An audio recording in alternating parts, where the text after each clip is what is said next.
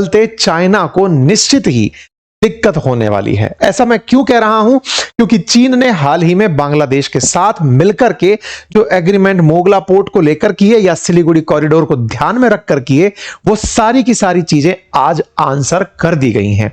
ये जो आंसर हुआ है, आज इसके मायने समझते हैं कि कैसे भारत ने एक मुस्लिम बहुल कंट्री इंडोनेशिया के साथ कल्चरल टाइज को इस तरह से कनेक्ट किया कि वहां के खुद राष्ट्राध्यक्ष बोल पड़े कि इंडोनेशिया के लोगों में इंडियन डीएनए लगता है।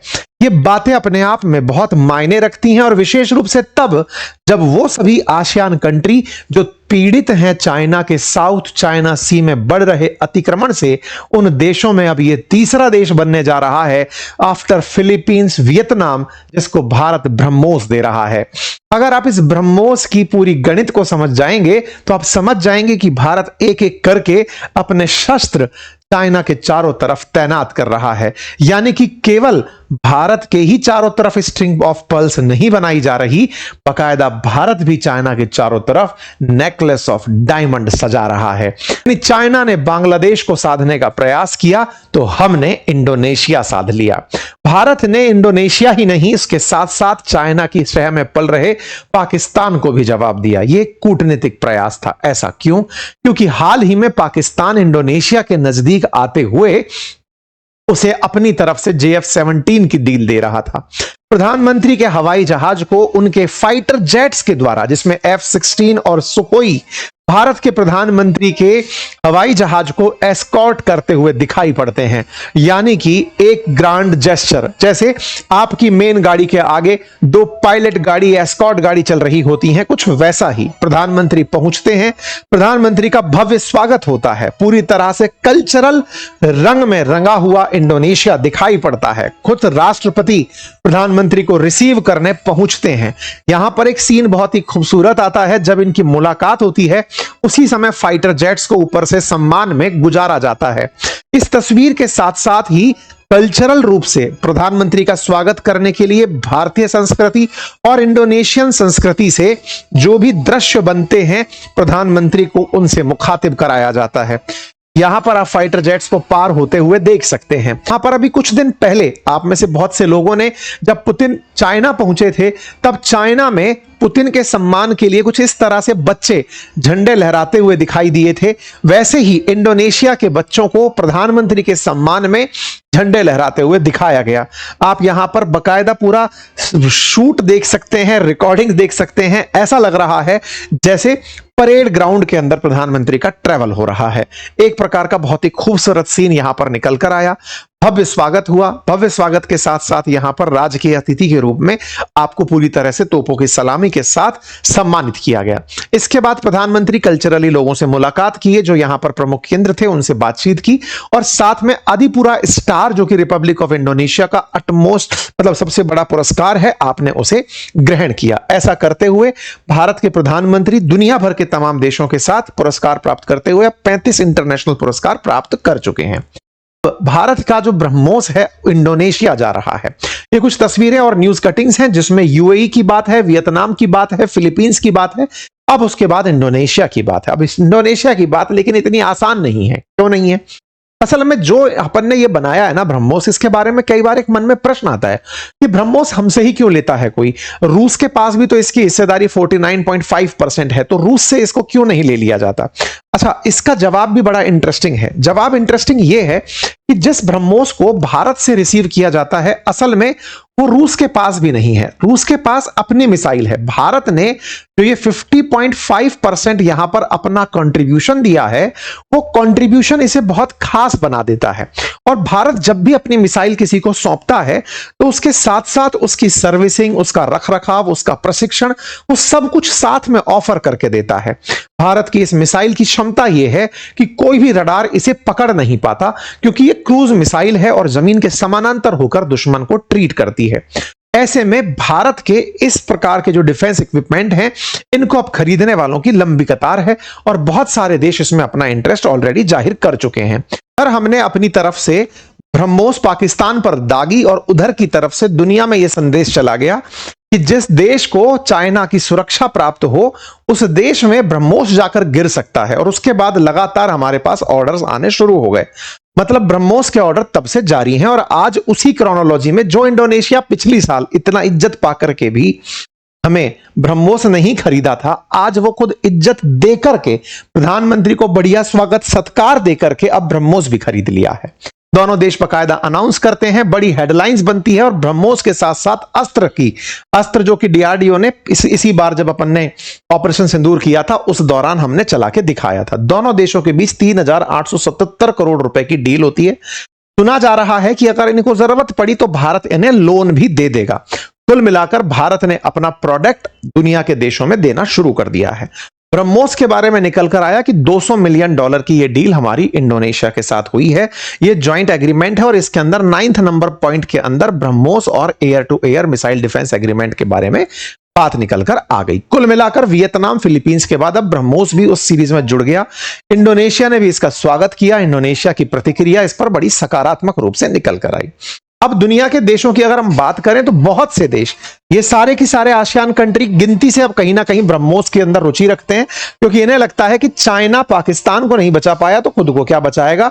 क्योंकि जिस तरह से डिफेंस सिस्टम लगा रखा था पाकिस्तान के अंदर चाइना ने, वो कोई हेल्प नहीं कर पाया। आने वाले समय में बहुत सारे ग्लोबल साउथ कंट्री हैं जो आने वाले समय में भारत से ब्रह्मोस ले सकते हैं। ठीक है साहब, कुल मिलाकर बात ये हो गई। अब रही बात अस्त्र मिसाइल की, जो डीआरडीओ के द्वारा विकसित की गई air to air missile defence है, जो 100 किलोमीटर दूर से आ रही मिसाइलों को टारगेट कर सकती है। इसके लिए भी हमारा एग्रीमेंट इनके साथ हो गया। तो ये रही कुल मिलाकर सबसे बड़ी बात। इसके अलावा इंडोनेशिया के साथ इंडियन ओशियन रीजन के अंदर ज्वाइंट सर्विलांस के लिए गुड़गांव के अंदर हमारे पास एक जगह है जहां से हम इंडियन ओशन पर नजर रखते हैं। सेशल्स में भी हमने उसका अपना एक अजम्पशन आइलैंड पर भी सेंटर बनाया हुआ है। तमाम देशों में महासागर समुद्र के चारों तरफ हमने ऐसे पॉइंट बना रखे हैं जहां से हम इंडियन ओशन पर निगरानी रखते हैं। तो इंडोनेशिया का एक व्यक्ति आकर के अब गुड़गांव में बैठ सकेगा, जो यहां से बैठकर इंडियन ओशन में हो रही हलचल को देख पाएगा। कुल मिलाकर इंडियन ओशन को भारत अमेरिका की नजर में भी वो जो इंडो पैसिफिक जोन है ना, उससे बाहर नहीं ले जाना चाहता। दुनिया के लिए भारत का संदेश जा चुका है। जापान की पीएम जब आई थी तब भी उन्होंने इंडो पैसिफिक वर्ड यूज किया, और भारत भी वर्ल्ड के सामने इंडो पैसिफिक रीजन की चिंता कर रहा है। अकेला अमेरिका इंडो पैसिफिक अगर शब्द हटा दे उससे हमें कोई फर्क नहीं पड़ता। ये हमने अपनी तरफ से बना लिया और हम अब इस क्षेत्र का कद्र करेंगे। कुल मिलाकर चाइना, जिस साउथ चाइना सी के अंदर जिन देशों को परेशान कर रहा है, भारत ने उन्हें अपना बाजार बना लिया और गिनती से हम ऑस्ट्रेलिया, न्यूजीलैंड, इन सब देशों की यात्रा पर है। कुल मिलाकर अब इंडो पैसिफिक क्षेत्र में भारत अपनी पकड़ मजबूत करने के लिए बहुत ही आक्रामक तरीके से, पहले जापान के पीएम की यात्रा होती है, फिर इंडोनेशिया, फिर ऑस्ट्रेलिया और फिर न्यूजीलैंड। ये दर्शाता है कि भारत की स्ट्रेटेजी इसको लेकर क्या चल रही है। ठीक है साहब, तो कुल मिलाकर भारत ने एक बड़ा मूव ले लिया चाइना के लिए। अब सबसे बड़ा पॉइंट ये निकल कर आता है कि साहब इंडोनेशिया का चाइना के साथ क्या कनेक्ट है। तो देखो, कुल मिलाकर जो इंडियन ओशियन के अंदर है ना ट्रेड है, वो मलक्का स्टेट से साउथ चाइना सी पहुंचता है। चाइना साउथ चाइना सी को लेकर बहुत पॉजिटिव है। इन सब देशों के कोई ना कोई आइलैंड ऐसे हैं जिस पर चाइना ने क्लेम मारा हुआ है। इन सबको चाइना से ही बचकर चलना है और इन्हें लगता है कि भारत के साथ बनकर रहेंगे तो जापान, भारत, ऑस्ट्रेलिया, ये सब चाइना के खिलाफ खड़े रह सकेंगे। अदरवाइज वो एनक्रोचमेंट कर जाएगा। जो सलामी स्लाइसिंग है ना, जमीन पर कब्जा करने की बोले, उससे हम बच जाएंगे। अब एक इसी तरह से आगे बढ़ते हुए काम क्या हुआ, तवांग पोर्ट के ऊपर इन्होंने भारत के साथ डील कर ली है। यानी कि जो हमारा ग्रेट निकोबार पोर्ट है ना, वहां से 100 मील दूरी पर सबांग पोर्ट है। सबांग पोर्ट अगर देखोगे तो आप स्टेट ऑफ मलक्का से बाहर निकलते ही जैसे आप इंडियन ओशन में एंट्री करते हैं, यहां पर सबांग पोर्ट है। कुल मिलाकर 160 किलोमीटर की भारत से इसकी दूरी है। इसको प्रधानमंत्री ने ऐसे कहा कि इंडोनेशिया तो हमसे 150 किलोमीटर ही दूर है, पर पता नहीं आने में बहुत देर लग गई, क्योंकि हमारे ही एक पोर्ट से, ग्रेट निकोबार पोर्ट से सबांग पोर्ट की दूरी 150 किलोमीटर ही तो पड़ी। इस पोर्ट को हम विकसित इस तरह से कर रहे हैं कि ये जो 150 किलोमीटर का पैच है ना, जहां से जहाज निकल के मलक्का पोर्ट में जाए, उन्हें यह पता हो कि भारत के पास एक स्ट्रेटेजिक लोकेशन है। चाइना को यह पता हो कि अगर वो भारत को काउंटर करने के लिए मोंगला पोर्ट का इस्तेमाल बांग्लादेश में कर सकता है, तो भारत सबांग पोर्ट का, और सबांग पोर्ट पर हमने केवल कंस्ट्रक्शन की परमिशन नहीं ली है, हमारी नेवी, हमारी सबमरीन्स, हमारे डिफेंस इक्विपमेंट यहां पर डॉक हो सकेंगे, हमने ये भी परमिशन ली है।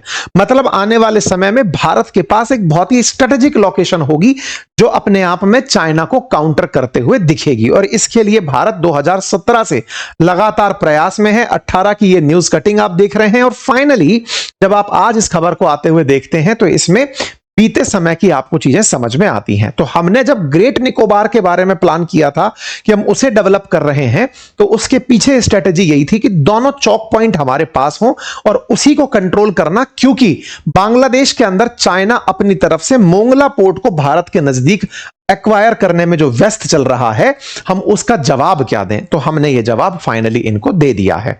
इतना ही नहीं, भारत ने सेशल्स के अंदर भी, जो मैंने आपको बताया अजम्पशन आइलैंड, वहां पर भी अपना हाथ रख दिया है। एक प्रकार से उस जगह से भी अब हम इंडियन ओशन के ऊपर बढ़िया तरीके से निगरानी रख पाएंगे।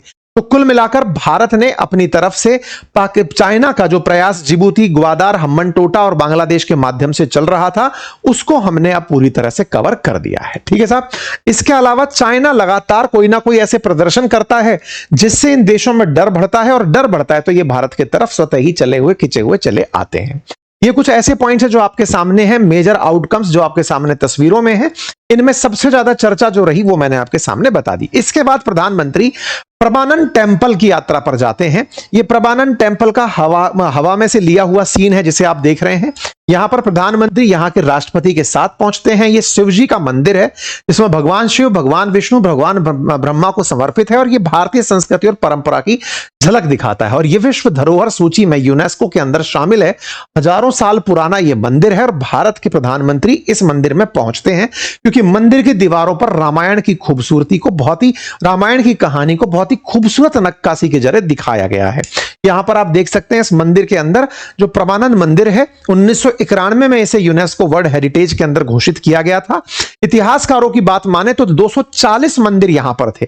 इसी के चलते भारत का जो ASI है, आर्कियोलॉजिकल सर्वे ऑफ इंडिया, वो इंडोनेशिया के साथ मिलकर के अब मंदिर का संरक्षण, मरम्मत, इन सब का काम करेगा। कुल मिलाकर के ये वो वाली बात हो गई कि कई बार हमसे डिबेट्स में यह सवाल पूछा जाता है कि क्या हिंदू धर्म केवल भारत में ही था, तो इसके काउंटर के जवाब में है कि इंडोनेशिया जैसे देश में, जहां पर मैरोपी जैसे बहुत ही खतरनाक ज्वालामुखी हैं, उनके बीच में प्रभानन मंदिर इंडोनेशिया में बना हुआ है 1000 साल पहले, जो दर्शाता है कि सनातन का विस्तार बहुत से देशों में पहले भी रहा है। और बीच में हमने UPI का इंटीग्रेशन भी अब इंडोनेशिया के साथ कर दिया है। प्रधानमंत्री ने इसका अपने तरफ से यहां पर अनाउंसमेंट कर दिया। इसके बाद प्रधानमंत्री की जो ये यात्रा है बहुत ही अच्छे से संपन्न होती है। प्रधानमंत्री इंडियन डायस्पोरा को यहां के राष्ट्रपति के साथ मिलकर के संबोधित करते हैं। जकार्ता के अंदर ये संबोधन होता है। प्रधानमंत्री को खूब सारा थैंक्स मिलता है। यहां के राष्ट्रपति के साथ मिलकर के आपकी यात्रा होती है, और फिर इसके बाद आप यहां से निकल करके ऑस्ट्रेलिया की यात्रा पर पहुंच जाते हैं। यानी कि अब ये ऑस्ट्रेलिया की तस्वीरें आपके सामने आना शुरू हो चुकी हैं। जैसे ही यहां से कोई रिलेवेंट अपडेट आएगा आप तक जरूर पहुंचाया जाएगा। तब तक अगर आप में से कोई भी साथी हमारे इस कोर्स को ज्वाइन करना चाहते हैं तो जल्दी से ज्वाइन करें। लिंक कमेंट बॉक्स के अंदर पिन है। बाकी अपडेट मिलते रहेंगे। धन्यवाद।